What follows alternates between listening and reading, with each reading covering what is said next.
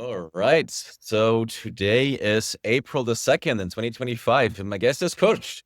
Cush is the founder of Odisea Labs, an innovation lab accelerating deep tech in Latin America. Cush, welcome to the show.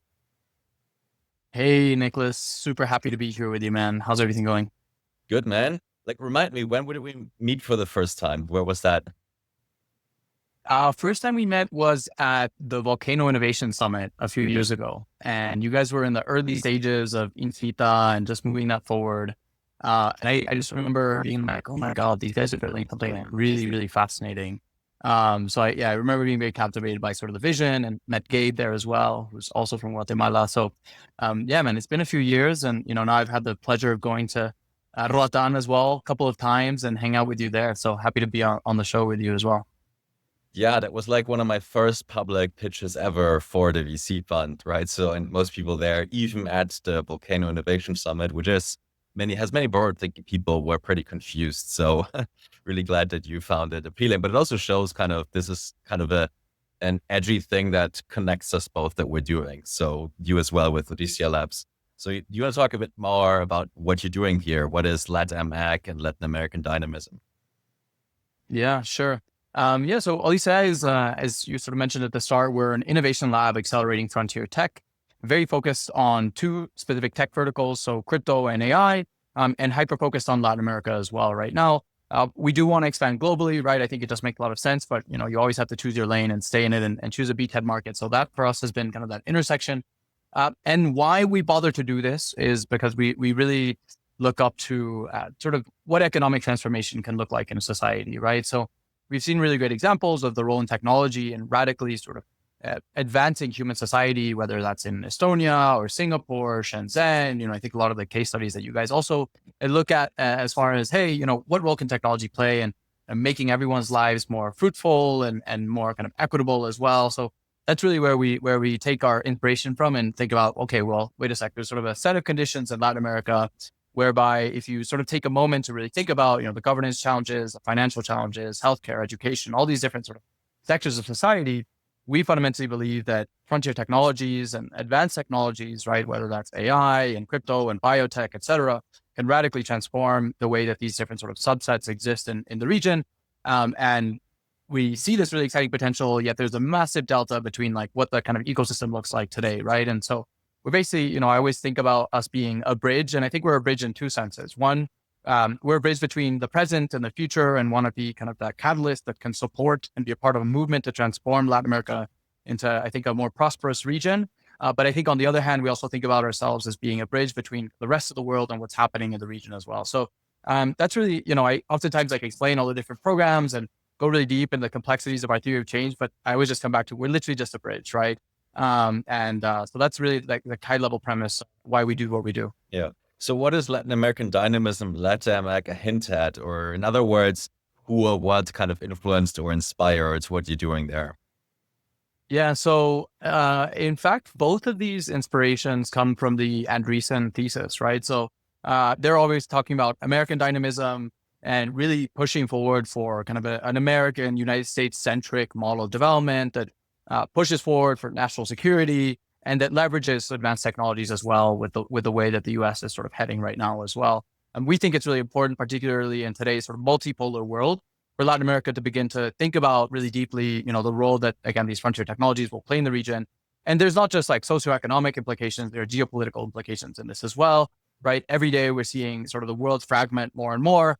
And Latin America, fortunately, has everything that we need to become a very sovereign and very wealthy region, right? The problem is that we haven't quite figured out, okay, how do we optimize the use of these resources, right? So that's where this notion of Latin American dynamism comes for us as well. So again, very inspired in the kind of A16Z thesis of American dynamism.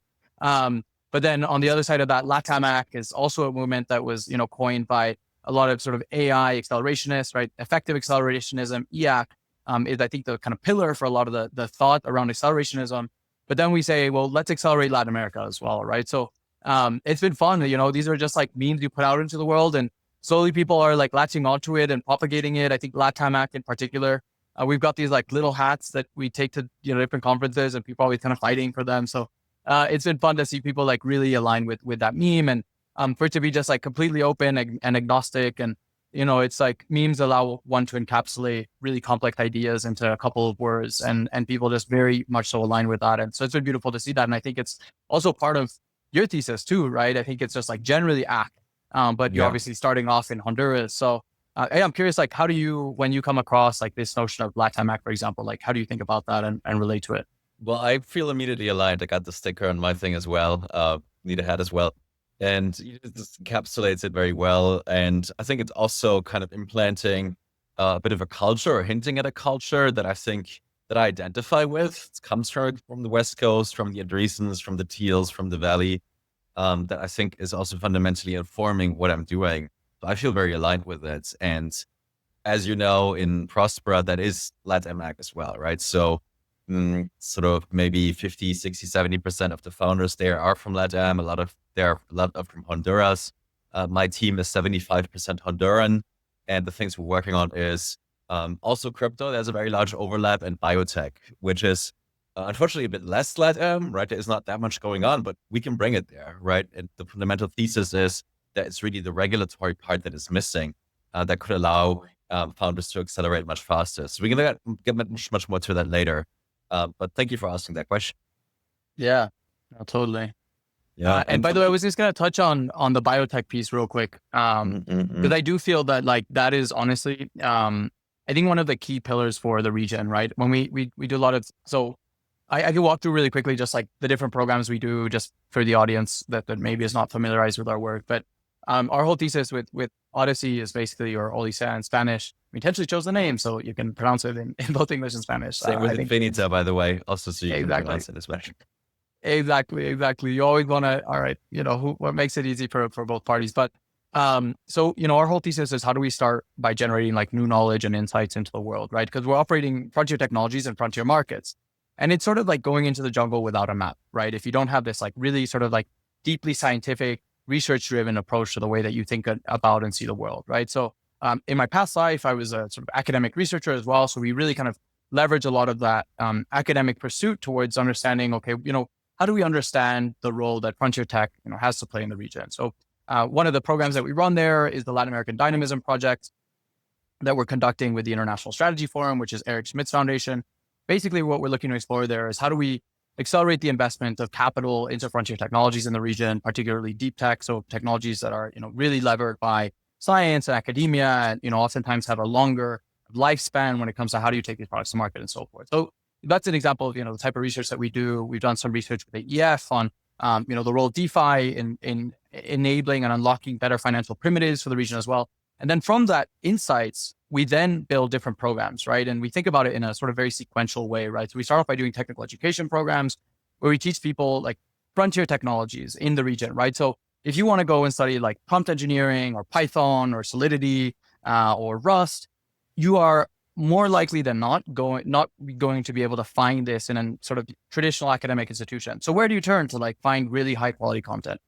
So we really think about ourselves being as sort of the frontier of what universities might transform and look like as well. We're looking, in fact, to work very closely with universities too, so that there's a lot of talents, nascent talent sitting at universities. So we want to really kind of play a big role in transforming the potential of these young students. From there, we run hackathons. We did the largest crypto hackathon in Latin America last year. We do, and then once you graduate from these like technical education programs, you have different paths, So one, if you want to go be an entrepreneur, cool. We have incubation programs and acceleration programs as well, where we actually like back teams. We give them access to resources and mentorship and knowledge on, how do you advance sort of your company or idea, depending on where you're at in your stage. And if you want to just build and you want to work in a different project that isn't necessarily yours, we have a venture studio and a dev shop where you can just plug in and join the teams that we work on. We're very focused right now on three things. There is agents, stablecoins, and DeFi. And then from there, we basically look at, okay, how do we activate and sort of back a lot of the teams that come out of our ecosystem? So we actually invest in a lot of teams that come out of these different programs. And then we work with sort of global players that are trying to understand the region as well to say, how can I engage with Latin America? I'm a massive, corporation based out of the United States or based out of Europe or Asia. Can you help us like engage, connect with developers and regulators and the big local players in the region too? And then underpinning all this is culture. We're just talking about like the memes, right? And so like, for us, memes are super important, and I'm a big believer in, and this is like the whole thesis behind, I think, a lot of Prospera and Infinita as well, is like, I think our traditional ways of seeing the world are rapidly crumbling. And so we think about, we create sort of new foundations for culture. So that's sort of underpins a lot of what we do and how we think about the work that we push forward. Yeah, for sure. And we're definitely a bit earlier than you guys when it comes to building similar rails for biotech, right? So we started like a clinic, we started the Rota Institute of Technology with academic education. We do those acceleration sessions as well. Um, and why are we doing crypto as well and bio? How does that fit together? It's simply that crypto is better, right? And it's kind of aligned with the ethos. And also there's kind of still a large legal arbitrage opportunity in Prospera. So it allows us to do things there that are possibly also useful for biotech and for science, right? So there's this whole DeSci thesis or meme that's kind of a large part of our founding ethos. At the same time, we can't do it really for both things, like all these acceleration rails. So it's really glad that you're working with us, with your community, which is really helpful for us. And you've already brought great talent to our place here at the last Infinita pop-up city at the startup residency month. We're going to continue some of that in June. Maybe that's something that we can talk about at the end of this conversation. I actually want to ask you also about what's actually kind of your background. Like, how did you get into technology, entrepreneurship, and crypto and all of that? Yeah. So I started doing, well, I was raised by entrepreneurs. So both my parents, since I was a young kid, basically were doing, sort of their own thing. Right. And it was great because it meant that we could go on holidays, in the middle of the school year. And it just gave us I realized very quickly sort of the, freedom that being an entrepreneur sort of brings to one's life. Obviously, it's like 10 times harder than working at a company and getting paid your regular salary, but it's, 100 times more rewarding, right? So um, that was just like from a very early age, I was sort of exposed to what it means to take a very independent path in the world. And so I guess I would probably start, the seed is probably there.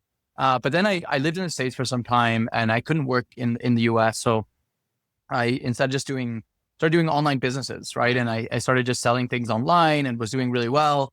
Um, and then that was back in, early 2010s, came across Bitcoin super early. And I thought, wow, this thing is like fascinating. I was a teenager at the time. Sending money back and forth between the US and Latin America was a problem. So I took a deep dive into Bitcoin back then, saw the rise of Ethereum come in and out. And then, ever since I've been like very deep in the crypto ecosystem. And then also, I think I have a set of different interests as well that are beyond crypto, right? So I care a lot about healthcare and fintech and education and so forth. So I've also had the opportunity to sort of like weave in and out of the crypto industry and also explore sort of other dimensions. And, whether that is working in the venture space, community building, a lot of cultural programs, hospitality. And, I think it's one thing that I feel particularly as an entrepreneur is sometimes you do all these different, like very random set of experiences, but then they all just like amalgamated to like what your creation, right? You're like, oh, hold on, I worked at this thing and that thing and that thing, but like they're totally different. And then, I think just like entrepreneurship is piecing all those different pieces together and creating the thing, right? Like I'm sure you've had a very similar experience in your trajectory and path, right? And it only makes sense until you actually create the thing, right? Oh, 100%. Like there was this essay by Paul Graham where he talks about the bus ticket theory of genius. And I found it like when I read it, I was like, where's what's the bus ticket thing that I'm doing? Like, what am I spending an irrational amount of time on just for kind of the curiosity, intellectual pleasure, whatever? That I kept reading all this like economic stuff and all this philosophy stuff. I was like, that's just not useful for business. Why am I doing that? Right. But then when I saw Prospera, it immediately became clear to me from the whole background, like all the economics and all the philosophy and like all these ideas you can kind of turn into reality because these things shape institutions, like the way you design a tax system, the way you design a regulatory system. That's what it all came together for me, right? It's just circuitous path as an entrepreneur that then, as I said, amalgamates it what you end up creating. Totally. And I think oftentimes like the more disparate and separate the ideas are, right? Like the notion of say even like Latam is like these are two very different ideas, right? But like Latin America, which is generally an agricultural economy, very commodities based, meeting like frontier technology, right? And it's like boom, the kind of collision of those two atoms coming together, I think creates a lot of energy because they're coming, from very different spaces. But when they actually collide, it just generates that much more energy into the world, right? And I think that's precisely where 100%. just like frontier ideas come from, right? Yeah, 100%. So let's talk a bit about Latin American entrepreneurship.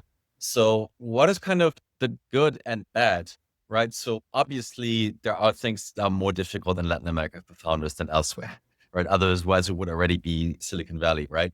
Um, but at the same time, I think it's often surprising, and you can speak to this. There are these things that are actually really good about being in Latin America for a founder of entrepreneurs. Yeah. Yeah. So we, I think are fortunate enough to work with a ton of entrepreneurs from the region and really what I would consider to be some of like cream of the crop really of the founders here. So let's start off with the challenges. So, I think the main thing for the audience who may not be as familiarized with Latin America is like there's a lot of opportunities basically to disrupt, as I mentioned at the start of this podcast, a lot of different verticals of society with frontier technologies, right? And so, a lot of entrepreneurs see that opportunity and they always think about like, cool, like I want to capture that, right? But I think there's just there's a systemic issue I think across society. We'll start there with regards to the way people think about entrepreneurship. Because we come from these kind of heavy Catholic roots that are very centered around not deviating from the mean, following orders. And there's also kind of the colonial history, right? Which is also, don't do anything that like your masters don't allow you to do. Right. And that has been like really, really sort of thematically enforced in us, right? Through violence, through kind of mind games and so forth for centuries. And so when people like subconsciously are thinking about what it means to be an entrepreneur in the region, you sort of have to break free of those theoretical shackles, right? And think, no, I'm going to, screw this like cage that I'm born into.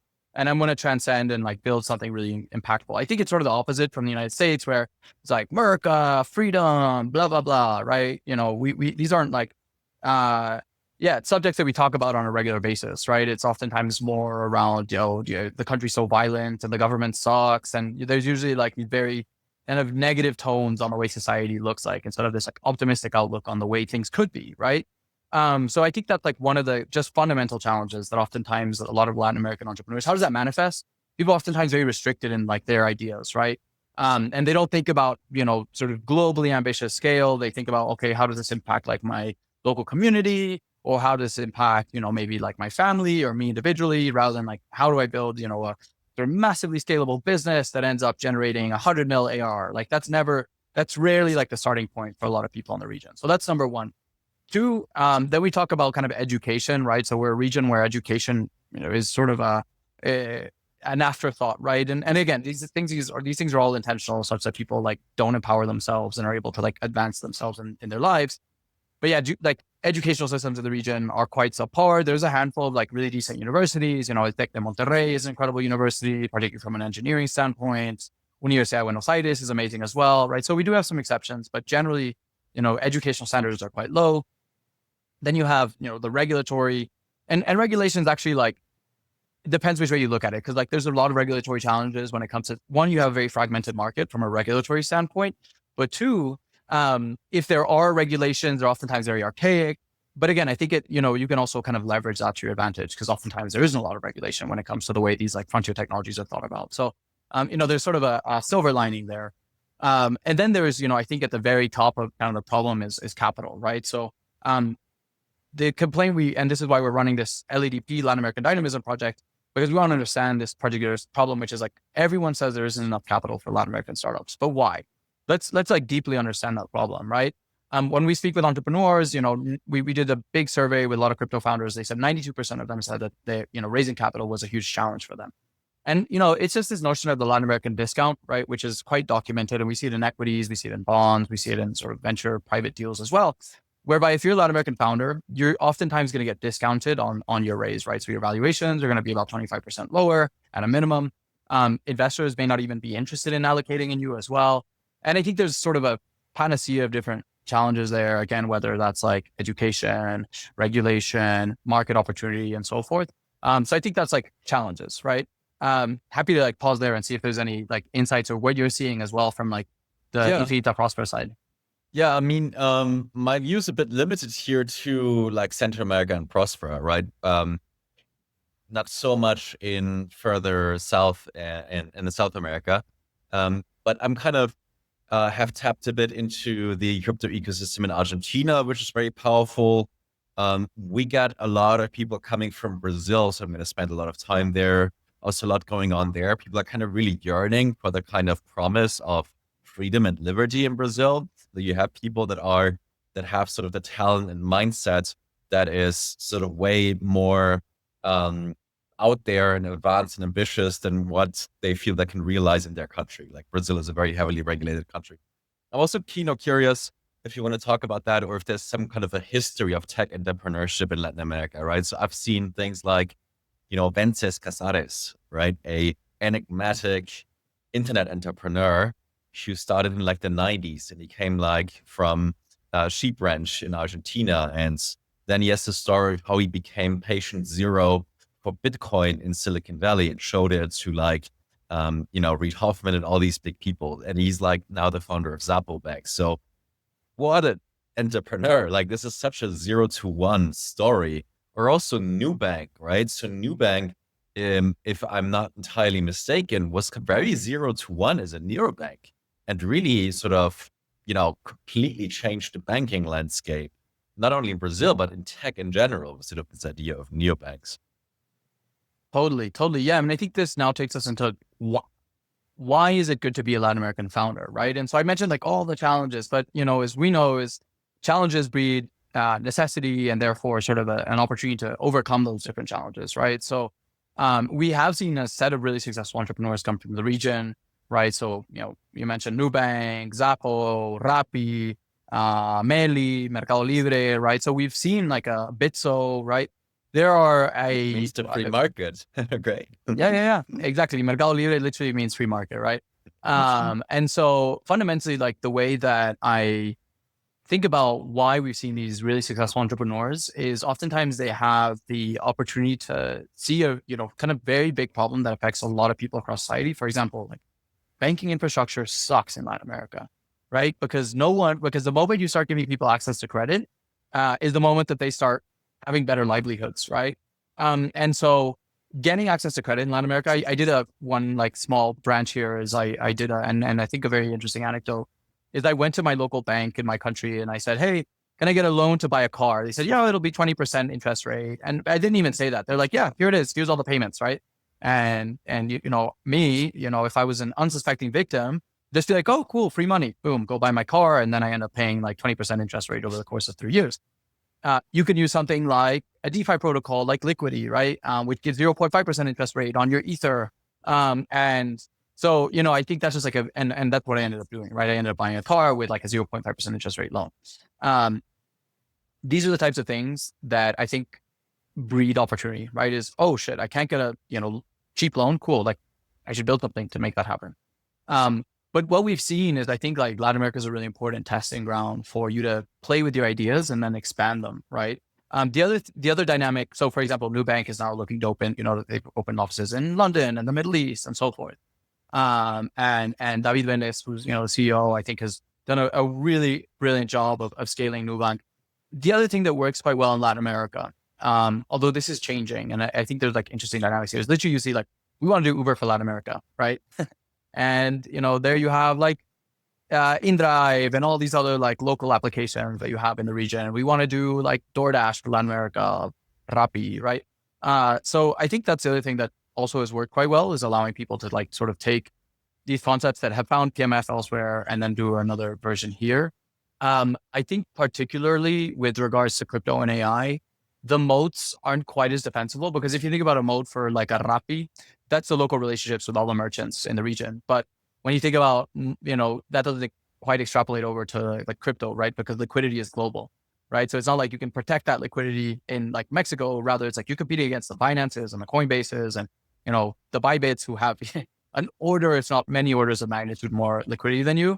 And so it can be oftentimes challenging. And it's something I would sometimes think about, is like, how do we support winners such that they don't have to kind of enter these games, because it's a Red Sea, right? It's really challenging to make it. Yeah. Do you want to talk us so let's just also have a bit of a background about crypto adoption in Latin America? Yes. So crypto in Latam is huge, right? So, and just to like set a very quick, bit of the scene here, 70% of the population is affected by inflation. 40% of the people in the region don't have access to appropriate sort of banking services as well. We've seen like really prescient case studies in Argentina, for example. Now Brazil seeing inflation tick up, Colombia, Mexico as well, right? So when people are looking to protect and safeguard their assets, and also, you don't have your assets seized from the government, which is also, by the way, something that Latin American governments are kind of notorious for doing. Having sovereign stores of values is incredibly important. Cross-border payments also are really important in the region as well. So we process $155 billion in remittances per year, right? And that's huge. That's a ton of volume. So being able to tap into, like, Mexico, for example, 12% of those remittance flows goes through crypto. My estimation is about in 10 years time, 100% of that will be on stablecoin rails, just because it makes sense, right? It's cheaper, it's faster, and it's a way better kind of user experience, right? So what are we seeing in Latin America? We've got about 50 million people who use crypto. We're seeing a 2x annual growth rate as well in the region. We have some of the highest. Oh wait, there. All right. We have some of the highest sex usage globally as well, which is really exciting. And then we have a ton of really great companies that I mentioned earlier, right? So Bitso was born out of here, POAP, Hardhat, Decentraland, Open Zeppelin, Ripio, really like a incredible set of builders have emerged from the region. Again, it's purely by necessity. Yeah. So let's talk a bit about culture. And I'm curious, what are the cultures like? So my experience is there's often little tech ecosystems in almost any country, right? So people read Paul Graham essays, read Peter Thiel's 0 to 1, and sort of watch Y Combinator videos and stuff like that, which is almost like a cultural infusion. And that kind of often makes me think people think about culture in the wrong way. They think, okay, it's either that you have like this globalist monoculture, or you have like these like, local cultures that need to be kind of defended or protected by nationalism. But I think kind of what is a much better picture is that you can really take different cultures and kind of combine it into what makes you unique, right? So you can have a bit of the sort of Silicon Valley tech culture, and then you can have like the Bitcoin culture. It delivers you a very specific culture. Same with like Ethereum, like it gives you like a very specific culture and community, right? You can really pick and choose and make it kind of your unique mix. I was wondering if you have any thoughts on that idea.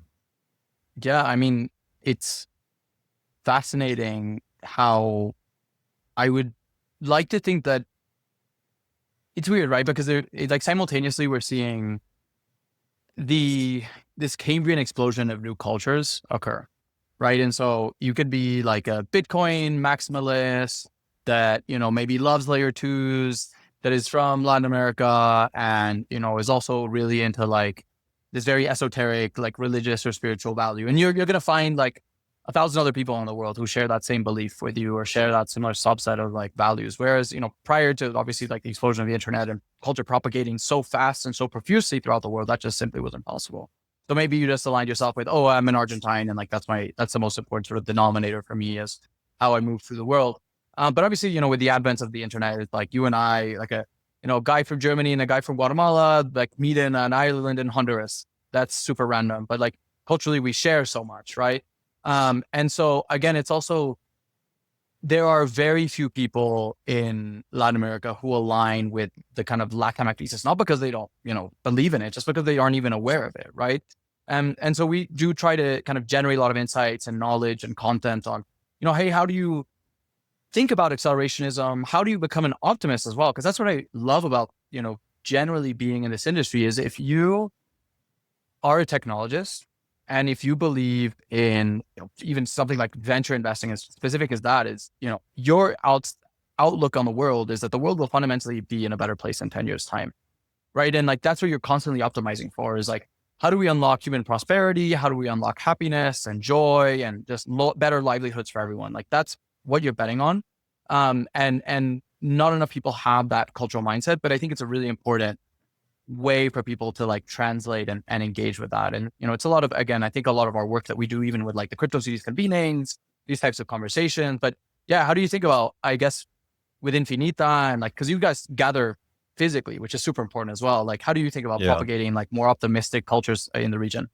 Yeah, I mean, it's what's really all about. So really, if so you had in your research report this list of things that are really a big bottleneck for founders, and they're like the typical things like finding talent, access to capital, and all of these things. And it kind of appears that way from the perspective of a founder, but I think on the macro level, it's really two things. One is culture, and the other is legal. right? So, and legal, we'll talk more about later, but the culture really is okay. You hone in a view of the world. You're looking at the kind of things that you need to succeed. Your culture tells you, here's what you need to do. Here is like a Delaware company and safe notes. Like if you're in sort of the Y Combinator video bubble, or like if you're in Ethereum, like here's all the EVM tools. Here's ERC20. Here is, Vitalik's essays, all of that. It points you in a direction. Same as with the techno optimism, right? The techno optimism is, you don't just wait for it. You have to do it. Like you have to do it. The world is going to be better. You're at the center of it, which is, I think, something, you described really well as something that needs to happen, especially in Latin America. I think that's often the thing that's missing. You really need to, I think, discover that for yourself, and your culture needs to take you on that journey. Like it could be you, right? This is not somewhere else. This is not like someone in the United States or all these like Elon Musk. Like it could be you. There's no reason why it couldn't be you. And I think you really have to, that confidence has to grow in you with the challenges, but also with the culture and kind of the success cases that it points at. And it's like telling the stories, hey, these guys, they started where you're at. So Totally. And I think that's like what we need to do more of, is because these one-off examples just showcase, look, it's possible, right? Platzi, for example, is a Guatemalan founder. Duolingo, Guatemalan founder. There are lots of really successful companies out there that were started. And I'm, again, being from Guatemala, we're very, very nascent, like tech community. But I see these examples and I'm like, oh, wait, they're incredible Guatemalans doing incredible things. And honestly, for me, is being Latin American is way more important than being Guatemalan. Largely, we talked about earlier, kind of these alignments and the geopolitical implications as well. Like, where would you want to be when the world, if, we get to some sort of catastrophic event? Like, you probably want to be in the south of Latin America, right? In fact, a lot of like ultra wealthy people, for some reason, have massive sort of haciendas there, right? And so it's just like generally, I think, having a more, and for me, it's again, the nation state is failing. Everyone is so divided. I'm currently in Ecuador here, where literally it's like 50-50, very similar situation to what happened in the US. People have no accordance, and they're very different candidates offering very different proposals. And so it's like, clearly these systems are failing us, right? And we're big, like a few like presidential races away from falling into much more nefarious ways of kind of dividing society. So hey, why don't we just, hey, you have these values, I have these values. Why are we trying to force them into a nation state, right? Yeah. So I think with what we do in Infinita and also what you're doing, we're really kind of at the forefront of like forging culture. Like, and we've seen in the crypto ecosystem how that's like done, like how cultures are forged. And these people kind of often have more allegiance to their culture than to, I mean, of course, there's some part in them that has this allegiance to their like homeland or where they're from, right? So it's just not like this mutually exclusive. It's either this one or the other.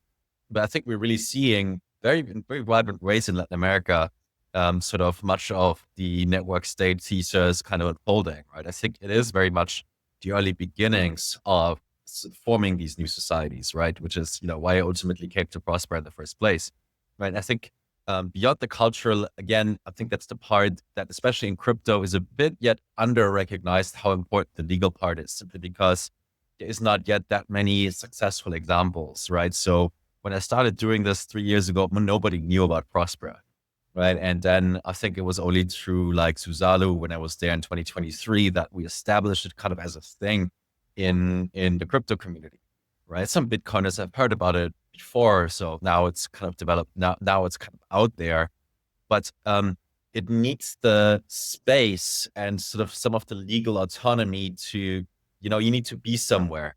Of course, you're going to say, okay, let's everyone go to San Francisco and form your culture there. That's possible. But there's also, then you get sucked into the disadvantages to that. Let's put it this way, right? There's an advantage to being kind of a startup culture in a physical environment. And then it's again where Latam is really a great place to do so, right? So not only do we have like Prosper in Honduras, we also, have El Salvador and Chile with Bitcoin at legal tender, and now Argentina and Milei. And there's several places like Uruguay, like Panama, like Costa Rica, Dominican Republic that are very open, have already sort of a plethora of like these special economic zones.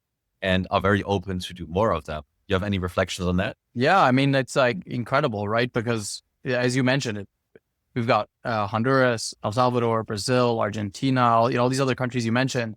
They're taking very pro Suriname, right? It's like a country that Yeah, always gets forgotten. But Bitcoin candidate. yeah, exactly. We've got like a candidate who's like their whole platform is Bitcoin. Um, Mhm. this is all happening in Latin America. Can you like name another region in the world that is as pro innovation and pro crypto than Latin America? Like Asia, obviously Asia has like a ton of whales and a lot of movement, but that's very, very centralized exchange based, right? It's not like, okay, how do we radically transform society? Like that oftentimes is not happening. There are some nascent movements. It's happening, but Europe is, Europe is Europe, right? And again, a couple of like things going there. The US, obviously, that's like a massive, just like giant whale that's trying to figure itself out. But Latin America has a bunch of not just grassroots movements, but nation state led transformations of what society could look like. We have Mark and Ben from A16Z were just in El Salvador a month ago. We have Kathy Wood now looking to do a lot of AI things there. You guys are attracting, the Brian Armstrongs and Avals and so forths of the world as well. Like people are genuinely turning on Latin America in a way that's super exciting. And I think it's like for people like us that, have been operating on this like Latam Act thesis for years, it's super cool that in the last like 12 to 24 months, everyone's like, oh, wait, maybe there is a really exciting opportunity here. So it makes me super bullish, but I think it's just a reflection on like, have convictions and like believe in something, right? And be contrarian with your pet. Cause man, it's like, if you go it's like Prosper and Bratan, it's like, oh shit, what's going on there? And then you show up, you're like, actually, this is really cool. And it's not perfect. Nothing is perfect. And like this thesis of Latam Act is not perfect because there's so many friction points. But, if it were perfect and easy, then everyone would do it, right? And I think that's where the real alpha lies and the real opportunity for like everyone listening to this and why I think everyone just should be, you aren't bullish enough on Latin America. I'm not bullish enough on Latin America, and I'm like a big bull, but oftentimes wake up, I'm like, oh, I should be way more bullish. Like there's a lot to be done here, So yeah, how do you like, how have you found as you're sort of Latam pilling people, what's their reaction or their take and how do they think about the region and how does like say coming to Prospera and engaging with Infinita change their mindset on that? Yeah, I mean, there's kind of two different pitches. One is for people that are already here in LATAM, and others for sort of Westerners and bringing them to LATAM. I think to your point of like bridging, I think that is really important. Those the melting pots in history where most of the innovation was created. So I think it's important that that's kind of the bridging function is very similar here. And the message to people from Honduras is to what I said before, is like, it could be you. Like, there's no reason it can't be you. And also infuse some of the culture, right? So the optimism is one of it, but then also like the very practical things, like what you're also doing with an accelerator. Like here is your safe node, your Delaware C Corp. Here is how you use crypto. Here's like your Gnosis safe multi-sig wallet. Here's all of that. So it's also like a lot of the very practical, like here's how this works. And this is why I think it's so important to bring people together for longer periods of time rather than just like a conference, because this is really where all these lessons can percolate, right? So then we're seeing it now. In Prosper, we have like a co-working space. We have really cool founders from the crypto side from you. We have some of the bio founders more from the United States, and from all over the world, really. And as okay, we pitch each other. We like, okay, which bank accounts do you use when you use a Prosper entity? Or okay, we're using crypto to pay for things around us. This is really kind of the petri dish where these solutions are developed, right? You need to bring them together for sustained periods of time, go with like very practical things and sort of form culture this way. But in my experience really is, especially in Honduras, like you really need to drag people. It's like even my co-founder, who is, one of the most brilliant people I've ever met and who has a long sort of, career in tech before and has worked in crypto before for a long time. It's like, even for him, it was like, okay, let's like, he'd already given up almost. Like he'd be like, okay, in Honduras, I just can't do anything. Like all the regulations, everything shuts me down. There's so few other people like me here as any, and all the, and everyone just leaves. Like the most successful Honduran founders or tech entrepreneurs, they're not in Honduras anymore. right? So he Yeah. was close to leaving to San Francisco, and then we met and was like, okay, hell yeah. So now we have kind of a Schelling point, right? So I think a Schelling point is an important concept, right? So okay, if you're an ambitious Honduran, Central American, Latin American founder, here's an alternative. Like we need to be on the map for that. I'm not sure we are yet. I think we're still very small. But maybe you thought about that. Like how can we be on the map, and what are the alternatives to going to Silicon Valley? Yeah. I mean, I think like brain drain is a massive problem, right? And people leaving their respective countries and concentrate in sort of these hubs, whether New York, London, San Francisco, Berlin. And the reality is, 100 years ago, it made a lot of sense for you to up and leave and move to the US, right? I'm, in a little shack here in Ecuador, you're in an apartment in like Roatan in Honduras. It's like every day, especially as sort of our economies transform towards being more and more digital, there will be less and less of a need for you to move elsewhere, right? And like our entire team is fully distributed. Like, it's so funny when I talk to people that are the trads, right, is what we call them. And like, where are your offices? And I say, we don't have offices. Like we have like a thing called Gather, which is like a little video game where we all hang out. And they're like, but where's your team? And I say, well, we've got people literally in like 8 different countries. What? How do you do that? Right. And because you no longer, and these people, are earning like a really good wage, like way better than the average wage in their respective countries, And so now all of a sudden it's just, you have better economic opportunities.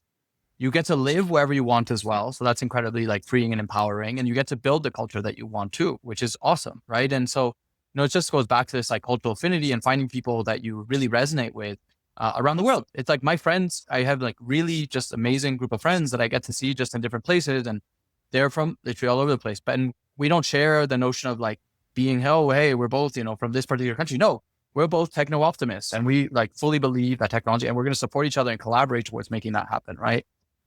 So I think that's like one thing that I've always really, really enjoyed from this entire like thesis or movement, right? Is okay, how do we move forward and establish these like physical space? Because it's one thing to like be on a podcast and have a video call, but it's another thing to like go snorkeling to a reef in like Honduras, right? And bond over that experience, or have a like great meal or whatever. Like those things I think are more important, and in particular in the age of AI, right? Is I think that culture is massively undervalued right now in our society. Like and genuinely, I mean, if you think about like where and authentic, true culture, right? Because, musicians are going to be totally disintermediated, artists as well, right? Like you can make a Picasso basically these days with one line prompt, but we're going to come back towards, valuing like what is fundamentally human, right? And that's like a piece of pottery that has defects in it, for example, or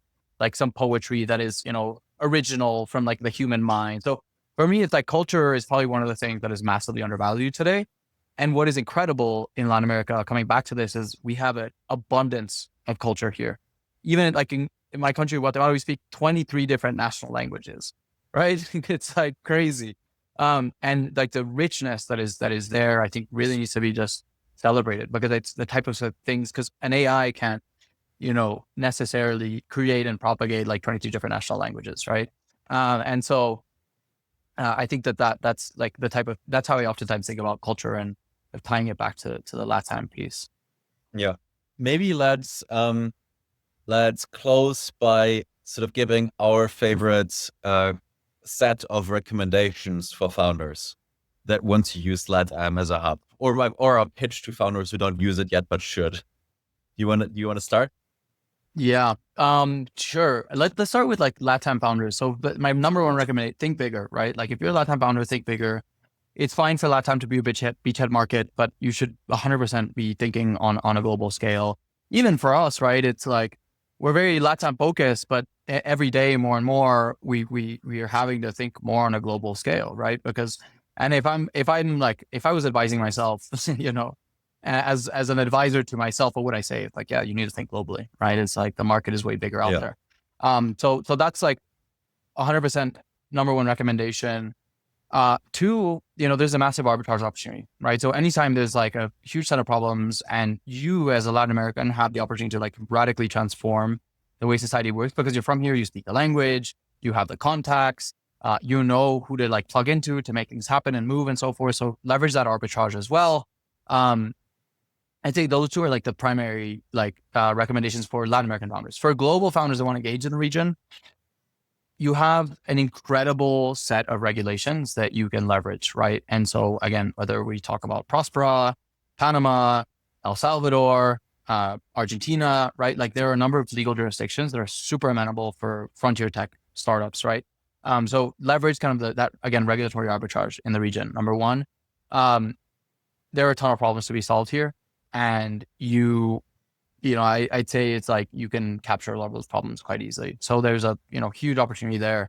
A lot of inefficiencies in the country, right? So I guess that's like leverage, legal arbitrage, and then also kind of the opportunity set is massive in the region. How about you? How do you think about kind of these two different sets? Yeah, first, sort of find or start your tribe, and it should be really small, actually. Like, especially when you're in an area where you don't have other ambitious people around you, it's super important for you in the first step that you find other ambitious people. That's like, again, sort of a Paul Graham thing is, when you're ambitious, having other ambitious people around you is kind of like air to breathe, right? So it's super important that you find sort of this nexus. And it can be really like a small group, like some of the smartest, most ambitious people, find them in your country. Maybe go to some other place like a Prosper or wherever. So to find some others of them and then really form a nexus and, maybe start a company all together or just have like a founder circle, but really have a very close, tight-knit group of extremely ambitious friends that motivate each other to think bigger, as you say. That's Totally, one. Yeah. And then, learn regulations and legal. Like there's an enormous leverage in that. Like not only if you're in crypto or in financial, in healthcare, it's the same thing. Really in almost anything, right? Even in AI increasingly, right? So we're probably soon leaving the time of in history where we had unregulated innovation in the world of bits. Right now, there is like AI regulation cropping up everywhere, crypto regulation. That was already kind of a big challenge, and it could get better actually in some ways. But sort of learning legal is still a huge advantage, especially if you're looking to disrupt the traditional financial world, which is protected by regulation through crypto. So you need sort of regulation and sort of legal in almost every area, and it can be a huge unlock. And then I would say also third, and that's sort of a pitch not only to Latin founders, but for founders like from the United States, build a better life stack, right? So, American double taxation and being like under SEC and sort of being excluded or fenced away from a lot of crypto, that's just not good anymore for you, right? So, I tend to be optimistic, and I think the United States has a lot going for itself. But at the same time, there is many dark turns that it can take, like with both administrations, the current one and the past one, right? So that I think you really should, as a founder, think of how you make yourself uncancelable, right? Sort of by having other citizenships, residency somewhere else, a cheaper life setup than American health insurance. Gee, I mean, do your healthcare in Mexico, I say, right? There's absolutely no reason not to do that. It's like 10 times cheaper and much better, right? So that is where I think you really want to look to Latin America, right? There's multiple countries where you can get really good residency, have a really cheap lifestyle, have a better legal setup for yourself and your family, better healthcare in many ways. Yeah. Again, it's all about like arbitrage, and I think just how I think one of the things we oftentimes think about as well with a lot of our work is 90% of my team is from Latin America as well, and like I'm always, and I grew up in these very local communities, let's say in Guatemala, and I always think about like how do we leverage like all this incredible knowledge and insight and like propagate it like wide and far so that everyone has access to it as well. Because I think it's like probably a failed project is where it's sort of held in a very privileged group of people as well. And, how can you like bring this expertise and the knowledge and the resources that you have and like, oh, cool. Like, how do I make, because, I think one of the things that has plagued us is like these zero sum games, that we've just been like it's been totally just bashed into our heads is like, in order for me to win, everyone else has to lose. Right. And I think that's particularly like sort of present in this region too. So it just goes back to the cultural piece, right? And people just kind of waking up and shifting that mindset. But so one thing I'm really curious, Nicholas, because I think a lot about post-nation state worlds, right? And how do we transition from like Mexico and Guatemala and Argentina and Honduras towards like this network society thesis? Like, what do you envision that roadmap looking like? How do you think nation states will respond to that? Where are we? I mean, you guys know firsthand how they're responding to it, right? But like, obviously this is just like part of this evolution and the process, because you just follow the trend, right? We had warring tribal villages, we had monarchies, now we have nation states, like inevitably we have something coming afterwards. So tell me, like, how do you think about this sort of unfolding in Latin America in particular? Because this is like, I think the world we really want to build towards as well, but I'd love to hear your insights on that roadmap. Yeah. The first thing to realize is that world is already there, right? So just go higher up the level of wealth where people are at. And people are already able to pick jurisdictions, passports, like buy multiple passports you can buy, citizenship by investment programs. You have the access to the lawyers to save your taxes, to relocate you and your family. You really don't have to take any shit, right? So because countries are competing for you, because you have wealth to bring. That's been going on for the last like couple of decades, right? And that is because of technology that has increased mobility, right? And second, the internet, right? So the internet has sort of given you access to the information. Where can you do this? Where you can do that? And sort of made it more easy to build business models where you can reach people at scale on a global levels for all these programs. And now finally crypto, like that's the, that's the final thing that tips it over, right? So now it is much easier and much cheaper to protect your wealth. So both the internet, cryptography, and mobility and transportation is reducing the cost increasingly for you to have that individual sovereignty. Right now, it's richer people that can do it, but it's increasingly you can do it. Like I can do it. I'm not rich yet, right? But I can, move to a different country. We have a different residency and prosper, have a better tax setup. Like these things are already increasingly accessible. You have to really work on it to get it. But that is where the trend is going. Like all these options will be increasingly cheaper, right? So, and more accessible. All these things and all these tools like the mobility piece, like many governments will cling onto things and sort of try to make it harder for you and have sort of capital controls and all of that. But you either need to go like really hardcore and close the borders. And that's when you're probably screwed, that the world will just move on and not want that, right? So, and all the capital controls will be harder with crypto. So the important thing to realize is we're in the middle of that transition. That transition is happening whether you want it or not. And where it exactly is heading and how the options in the future look like, that's very much up to us. But I think the trend is towards, competition. Like governments and government service providers have to compete for you. That's the world we live in, and either adapt or die.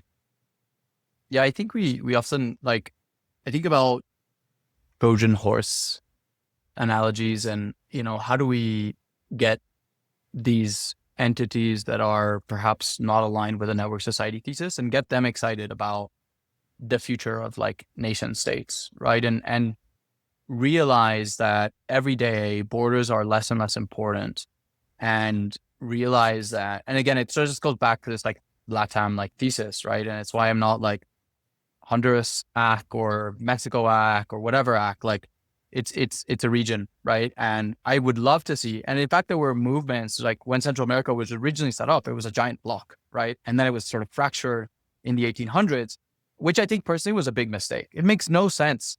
There's these tiny freaking countries, right? With like somewhat like irrelevant economies.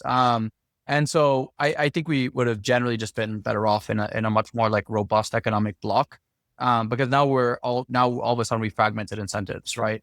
And so how do we align these incentives? And I think the point around like individual sovereignty is more and more accessible to people every single day.